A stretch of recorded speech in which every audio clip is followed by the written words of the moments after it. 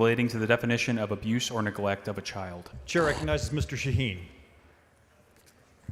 Thank you, Mr. Speaker. Members, House Bill 1106 makes it clear in statute that it is not considered abuse or neglect for a parent to refer to a child. Ms. Gonzalez, for what sex. purpose? In parts of the, let me finish my layout. Okay. Not at this time.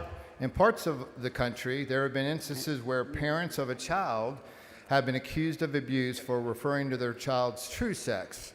And in some cases, a child has been removed from their families while the investigation took place. Legislatures such as California and Colorado have proposed legislation that would punish parents for refusing to go along with their child's gender identity. Colorado's bill, for example, stated that a court shall consider reports of parents not following a child's gender identity as abuse when determining the allocation of parental responsibilities.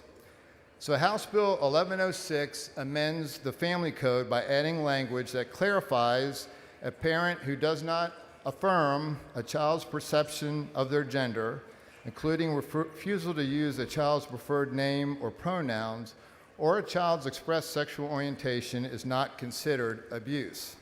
HB 1106 strengthens parental rights and prevents misuse of the child welfare system in matters of gender identity and expression, and ensures that families are not torn apart over ideological differences. Mr. Speaker, I move passage.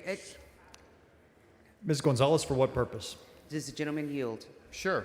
Gentleman yields. Mr. Shaheen, can you cite any specific legal cases where parents were charged with crimes of child abuse or child neglect for failing to affirm their child's gender or sexual orientation, please? I have several cases throughout the nation where Can child custody you cite was them for lost me? because, what's that? I want you to cite those specific legal cases.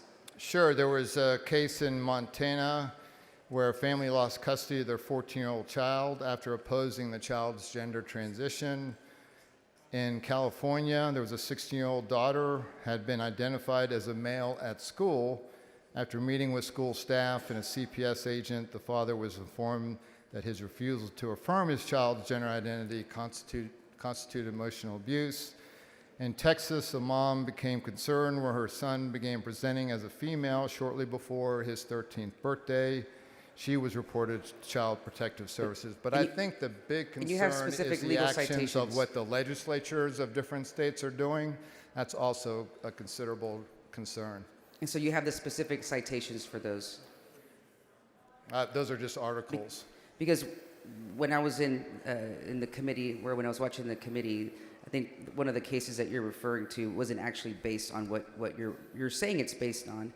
And so I'm just trying to find out which case are you talking about? specifically. I believe it was one from Indiana.